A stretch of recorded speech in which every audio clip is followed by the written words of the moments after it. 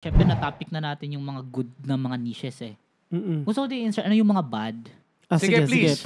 Para Go ahead. mag-power sila. So, number 1, scary videos. Ooh. Horror videos, walang kita yan. Talaga? Meron, baka sobrang liit lang talaga. Kahit i-podcast mo pa yan. Bakit? Dahil hindi sila nilalagyan ng ads. Hindi. Parang ano siya, disturbance or tinatawag na nasa community guidelines siya ni YouTube. Yung mga, tawag nito, mga nagbabagga ang sasakyan. Okay.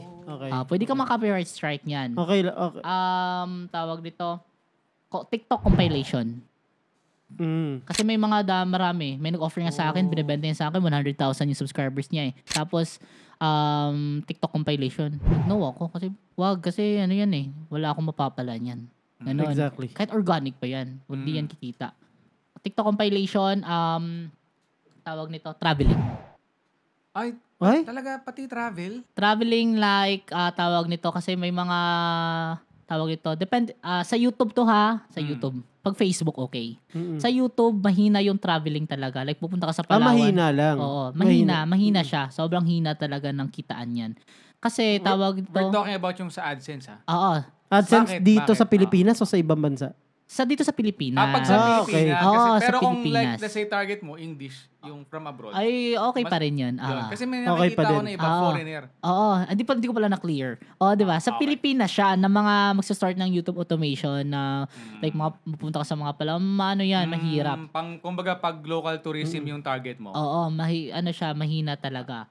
Tsaka yung mga yung tawag nito, isa na din yung animation. Anong animation? Like anime? Hindi. Kagaya naman Chuchu TV, Cocomelon. Talaga mahina. Pag dito sa local. Dito sa local. Sa local siya. Kasi, again, going back dun sa ECPM eh. Yes. Sa baba kasi. Oo. Pero yung scary video sa lahat na yan. Kahit sa international. Kahit international. Oo. So, yung animation, kasi meron akong client din. Based on my experience din, may 1 million views siya. Yung kinita lang sa 1.1 million views niya. Hindi umabot ng $1,000. It makes sense. Gumasto siya nun ng almost 2,000, 3,000 to create. Kasi mahirap din yung animation eh.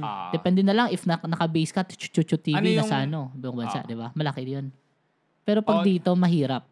Kasi mababa nga yung ECPM. Guys, I think I can also give an insight Yes. kung bakit mababa yung sa horror. Okay, kasi ganito guys, no? Ang YouTube ads kasi, nakukonfigure mo yan sa Google Ads. So, sa Google Ads, parang Facebook Ads, may mga interest targeting ka rin doon.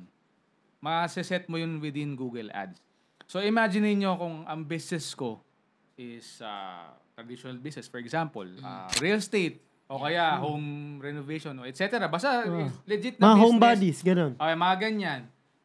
So, makikita mo yun, mafi-filter mo, gusto ko, ito yung mga theme ng mga YouTube channels ko kung saan mag-run yung ads.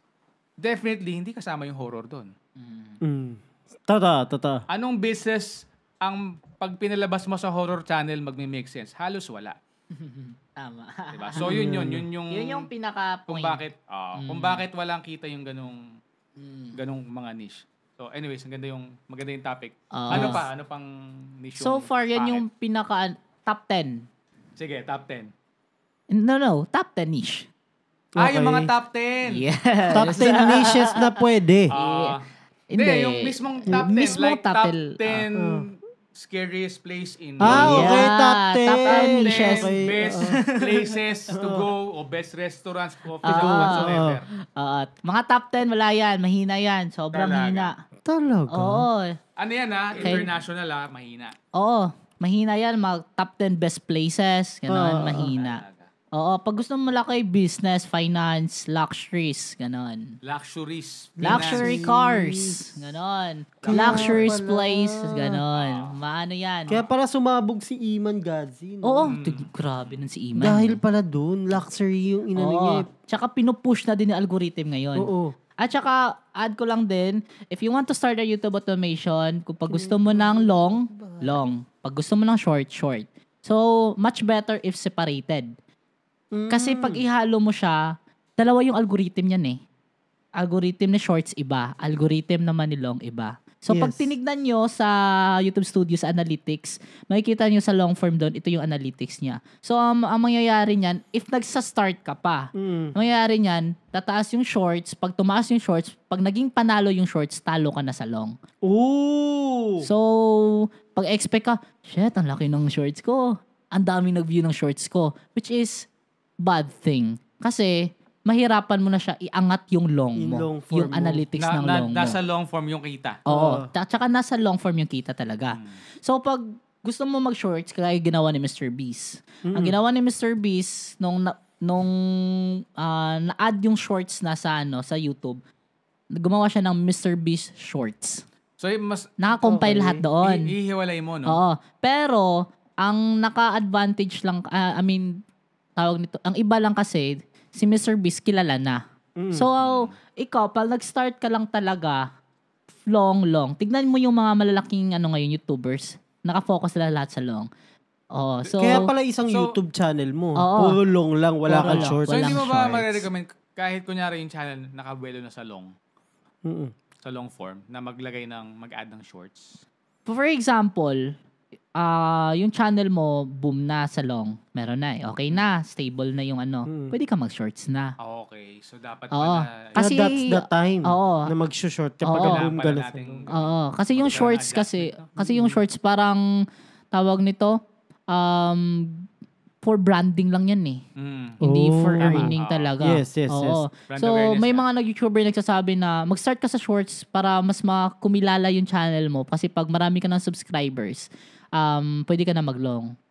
Hindi talaga siya advisable. Experience Kung wala ko. ka pang maraming long form na Yes. videos. Kaya pag long. Pag shorts. Pag boom na yung long, pwede ka na mag-shorts. Ganon. Okay. Noted. Yes. Kailangan din namin for VHD channel. Oo, Ang dami ko yes. natutunan sa batang Kasi to. may ginagawa pala kaming mali. Kaya nga eh. No, Mm. kasi kami pinagsasabay namin yung long tsaka short. Bago pala yung channel. Oo. So, dapat pala stop muna kami sa Shorts. Shorts. Focus on long.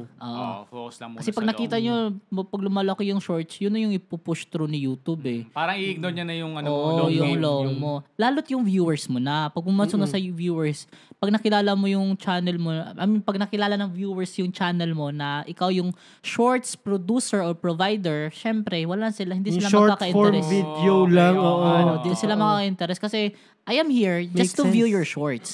Di ako dito para manood ng podcast mo or ng long videos mo. Ganon. Oh, noted yun ah. Mon, Ganon. Kyle, RJ. Sa Si Boss. Dapat noted natin. Boss M. Alam mo na, Boss M ha. Boss M tsaka Coach K. Coach K. Yes. Tsaka, Ganun pala siya. Kumbaga pakilala ka muna na ganon. Oy, YouTube, kami. Talagang long form kami. Oo, ganon. Kasi doon niya i-focus lahat yung Oo. attention Nakita yung niya. Bible stories? Mm. Di ba? Wala Puro ka- long yung Yeah. Lahat, wala kang shorts doon eh. Oo. Tsaka yung AI history, shorts lang din lahat. Puro shorts. Oo. 10 million, 12 million, 15 million, 30 million yung views nun. Shorts lang yon. Pero yung 30 million, kaya pa rin yung pantayan ng 8 minutes ng 2 million views mo. Wow. Oo. Pag sa long, no? Oo. Para mo kasi, no? Di ba? Oo. Mas malaki pa rin yung kitain mo ng 1 million compare sa long, compare sa shorts na nagte-10 million. Ako explain ko lang din uli para dun sa Okay. mas ma-appreciate ng mga audience natin. Ah. Kasi ang short video, masyado siyang maiksi para lagyan mo ng ads. Exactly. Yeah. Unlike dun sa short form videos, let's say 8 minutes, 10 minutes, no? Ilang ads na yung lalabas? Tatlo. Tatlo. 5 minutes isa. Oh, 8 so- minutes tatlo. 12 Oh. minutes apat. Tsaka may pa yan. B-roll na ads. So ang dami na kagad. So kaya ang laki nung kita mo sa long, kumbaga kumpara sa short. If you are looking for something to have it long term, go for long form videos. If you're looking to have a very good branding lang, get into a short form. Yes. Tsaka clear ko din, na kasi maraming mga YouTubers ngayon na iniisip nila na si YouTube yung nagpapasweldo sa kanila. Yes, exactly. So, to be clear, si AdSense, si mismong Google, hindi si YouTube. Si YouTube, partnership lang siya ni Google. Company lang siya. Siya lang yung may-ari ng company. So, meron siyang percentage sa kinikita mo din. Ganon. Talaga? Yes. Okay. Diyan din nagra-run si YouTube. Diyan siya kumikita. Sa pag may example creator ka, may ads na lumabas sa'yo, meron siyang 25 or 50% sa mo. Mapupunta sa company ng YouTube. And the rest sa'yo. Ganon. Ganon yung work style niya. And last, yung end screen and I button. Huwag niyong baliwalain din yan. I button? Ano I button? May nakita ba kayo? Just click the I button. Di ba? May mga ganon. Hindi ko alam. Hindi nyo Yung screen alam ko. Yung I button. Sa pinaka loob ng YouTube, pag nag-upload ka, kasama yun sa SEO, yung end screen. Dapat merong end screen and I button, which is yung, di ba, may lumalabas na parang I button sa gilid ng phone mo. I mean, sa video ng YouTube. Yung I button. Okay. Yes. Okay. Yung sa gilid, yung letter I. Oo. Mismo. Mamaya, so, ikaw yung ipakita rin natin sa screen. Pakita natin dito, guys. Kaya dito. So, yun. I-click, dapat naka-add yun. May end screen, tsaka yung viewers kasi, yan yung technique. Pag wala ka nun, after manood ng viewers mo sa video na yan, mapupunta sila sa ibang video. Pero pag meron kang nilagay niyan, yung viewers mo magsistick at iikot-ikot lang sa channel mo. Kasi dun sa end screen, alam ko, may option dun, lalagay mo, pwede sila mag-subscribe right then and there. Tapos, pwede rin yung next recommended video mo, tsaka playlist mo. Yes. Makes sense. Yeah. Tsaka playlist dun. Kasi, playlist. hindi natatapos yan eh. Watch time. Yun yung party. Ang watch hours target mo. Guys, alam nyo na. Para dun sa next, ha?